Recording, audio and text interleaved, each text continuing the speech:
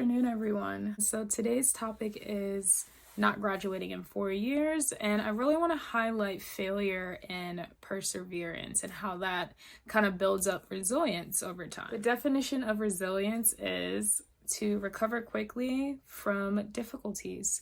So starting off, I want to share some statistics that I got from the National Center for Education Statistics. And I want to share what it stated about 6-year graduation rates. So in 2019, the overall 6-year graduation rate for full-time undergraduate students who began seeking a bachelor's degree at a 4-year degree granting institution who all began in 2013 was 63%. What this means is those students that began in fall of 2013 seeking their bachelor's degree at a 4-year degree institution graduated in 2019, and it was 63% of the graduating class that started in 2013. So again, that was 63% of the graduating class from 2013 that graduated in 2019. And I think that a lot of people kind of normalize the fact that, everyone's going to graduate in 4 years, but I think that not graduating on time is completely normal as a college student. So I'm going to share a little bit about myself. I did not graduate in 4 years. Initially, I really struggled with the idea of teaching myself how to learn, as I had a really difficult time learning the material. And I think the engineering curriculum was shaped around the idea of learning the concepts and learning how to apply the concepts, not so much here's the material and here's the questions that mimic the material, as some of the middle school and high school curriculum kind of attacked in that way. It was kind of like, in middle school and high school, for example, math class, you're going to learn math, adding and subtraction, multiplication and division, PEMDAS, whatever, and now we're going to give you a problem in class where we can do it together. We can walk through it step by step and let's see if you understand. So college is nothing like that, especially the engineering curriculum. There was never a time where we were going to learn a concept and we were going to apply that concept from beginning to end in class and walk step by step through a problem. It would take way too long, and we have a lot of material to cover in college. So I think that was a big hurdle and realization that I had to come to terms with myself, because I had never been exposed to any type of curriculum in this way. So moving forward, I realized that, the concept is the biggest issue, because in engineering, the whole idea and goal is to sharpen your problem solving skills. So there's 1,001 ways to get the same answer. And I think that was kind of hard to come to terms with in the beginning. So what I did was, initially I'm staying up really late, not getting any sleep, feeling awful about myself. I am reading a textbook, filming lectures, listening to the audio of lectures. I am doing practice problems, going to office hours, going to peer mentors, going to tutoring, doing all of these things, trying to figure out a way for me to learn. And honestly, all of the energy that I was putting into this, it kind of didn't really do a thing. I was still not doing well. I was still getting Fs. I was still failing. And it was really disheartening, because I'm like, oh my goodness, what am I doing wrong? And I think over time, I realized, all of this energy that I'm putting into all these things, I'm not really attacking the concepts at all. So it wasn't that I was doing all of these things for nothing. It was more along the lines of, I'm putting in all this effort and highlighting all these different areas and avoiding the main concern. So if I did all these things right and I'm still not focusing on the concepts, at the end of the day, it's not really going to cater too much in regards to getting right answers on quizzes, exams, homework problems, etc. Because there's no longer the idea of repetition that we kind of, well, I don't know about everyone, but in my generation in school, it was kind of this repetition thing where we were going to practice similar problems, or we were going to figure out this step-by-step process. And I think the fact that in engineering, that step-by-step process varied from person to person. So it just depended on how you understood the concept and what your approach was in solving the problem. So it did take me a little bit to figure this out, and I lost a lot of sleep. I missed out on a lot of events. I didn't hang out with friends. I spent nights, days, early mornings, all-nighters, etc. And it was really, really frustrating because I was perplexed. I kind of felt very depressed about the situation, because if I'm missing out on hanging out with friends to study, to do all these things to supplement my academics and assure that I excel, and these things aren't working, I'm kind of feeling like, oh my goodness, what do I do next? So I think that as time went on and I kept putting in the effort, something's got to give. Something is going to work. I'm going to figure something out. And I became kind of obsessed with it. There were a lot of nights that, I've spent maybe 8 hours or more on one problem, one circuit, analyzing it. And, I think also a huge learning curve in the beginning is I could not figure out how to read a circuit diagram. Year one, I'm like, oh my goodness. Okay, I'm getting off topic. Please make sure that you go into class, go into a program, especially engineering, making friends in engineering, because the reason why this is so important is, the majority of my friends initially were not in engineering because I couldn't find people with soft skills. I couldn't find people that could communicate or had the desire to communicate. I remember meeting some people in engineering and I'm communicating with them and they're just staring at me, not responding, ignoring me blatantly. And I think that the importance of creating that kind of community within your studies opens a lot of doors for study groups. And I think that all of the study groups, concept discussions, support, and that sense of community all leads to your academic success, because all of it is playing a role. And I think that, the engineering curriculum also really highlighted how to utilize your resources, how to allocate your resources, how to accomplish a common goal. And at the end of the day, you are highlighting your root cause analysis skills. And for those of you that don't know what a root cause analysis system is basically a systematic process where you are trying to figure out and pinpoint the main issue and cause for a chain of events or a chain of problems or anything in regards to an issue that's causing a domino effect or causing one issue. And you're figuring out not only the root of the issue, but you're also figuring out an approach to solve that issue. Outside of my academics, I was very, very intentional with supplementing my academics with various experiences. So I remember, being super, super nervous and my friends telling me, hey, you should run for an e-board position, which is an executive board position for collegiate-based organizations. So all of the chapters for different orgs that are probably international, national, etc. And I'm like, oh no, absolutely not. And I was completely not here for the idea. And all of my friends at the time were upperclassmen, so they're already in executive board positions. They already see the benefits of them. And me as a freshman, sophomore, I'm just like, oh, that sounds intense. I've gone to elections before and I saw what it took. And you had to stand up, you had to prepare with a speech, and you were questioned about why you want to run for this position and what can you offer. And that was really intimidating for me at the time. And I remember deep down inside, I'm like, oh, that sounds cool, but I don't think that I'm there yet. So I had no faith in myself and the abilities to do that.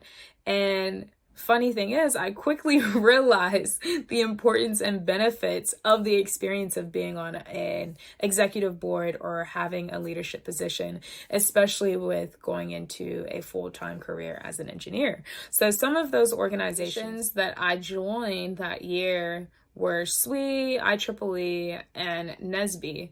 And I quickly realized the benefits of a leadership position, joining an executive board, and being involved with these orgs because of my first experience as an intern for engineering. And it was an engineering internship position for a company, and it was summer 2018, and I will never forget this experience because it really, really was life-changing. Essentially, I was an engineering intern for an American corporation, and at the end of each summer, they had their interns stand up and present their end of summer presentation. And it was a really big deal, to the point that throughout the internship program, throughout that summer, we're meeting up consistently and we're reviewing, we're going step by step on what to expect and how your layout should be and what are the tips and advice that other employees for the company are giving. And I think that, that caused a lot of like intimidation and a lot of nervousness in itself. And I will never forget, I finally got to the day that it was my turn to present. And at this time, you're presenting to the plant leadership team. So the leader of every department in the company.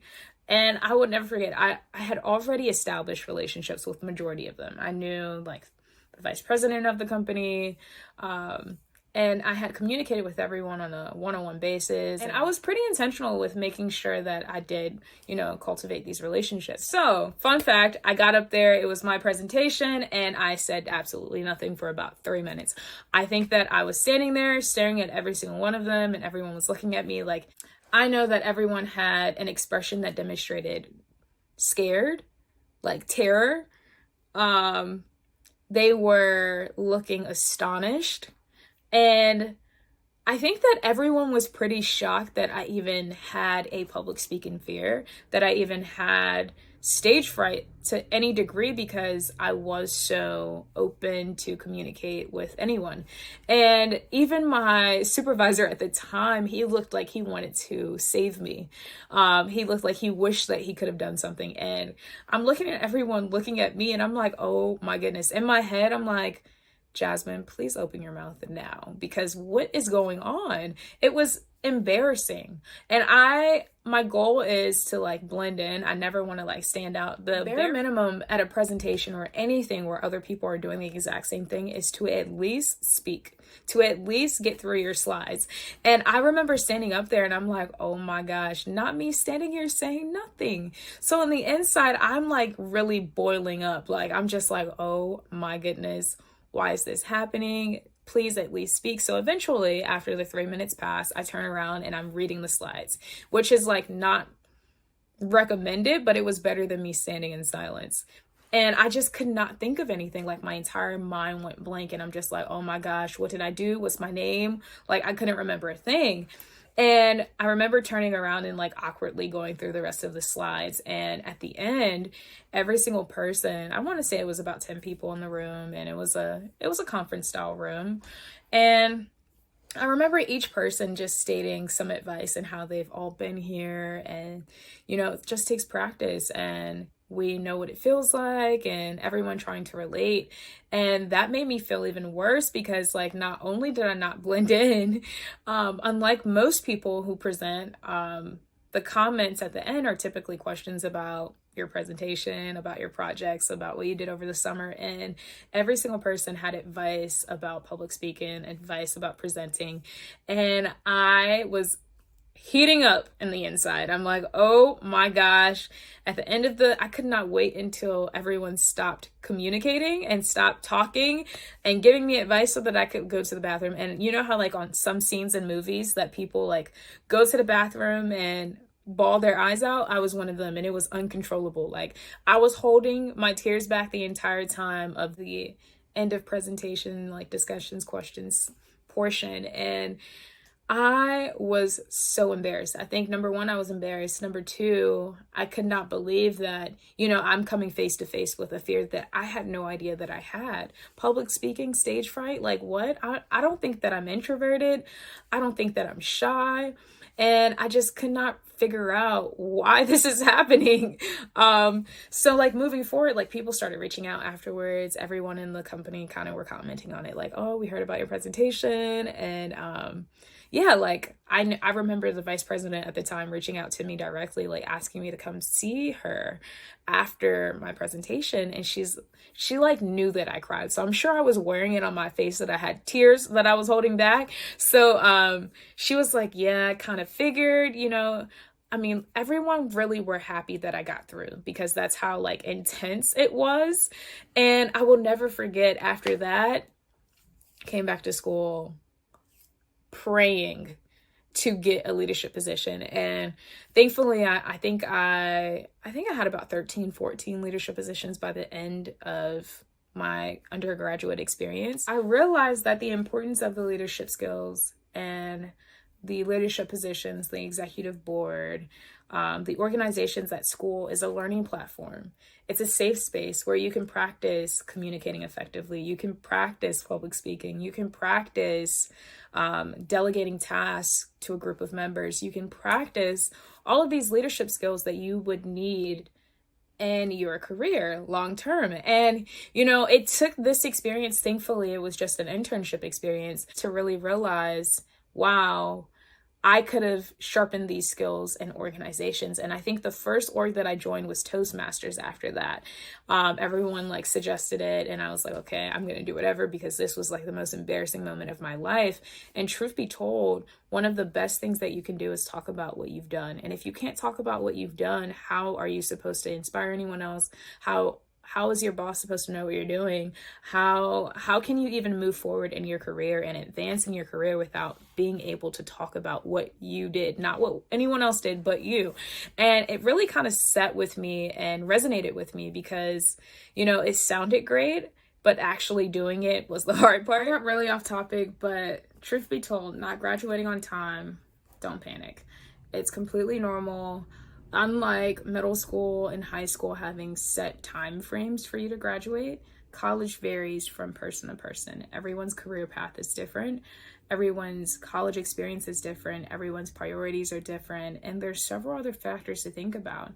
I mean, you never know whether or not you'll have to work, you'll have to pay bills. 4 years is the average amount of time for a bachelor's degree, but it's really depending on how many classes you have to take, how many classes can you handle, whether or not you have to work at the same time. Feeling left behind is completely normal, especially with social media and you seeing all of the highlights of everyone else's life and people posting major accomplishments, major chapters in life, and it looks like everyone else has their life figured out, but essentially no one's posting the negative parts of their life. No one's posting their day-to-day struggles. Nobody's posting about their difficulties.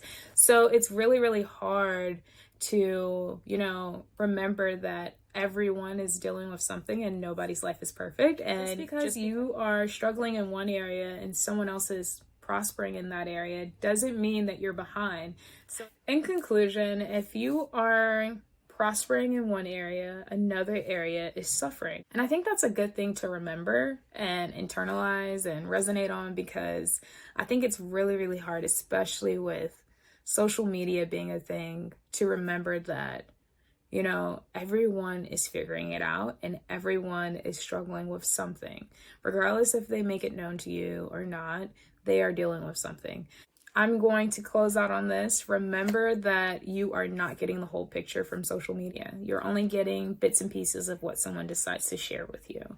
And moving forward, thank you for tuning in. I will be making a video kind of highlighting my idea and my take on my public speaking journey, in addition to some of the things that I have done to pour into that skill set.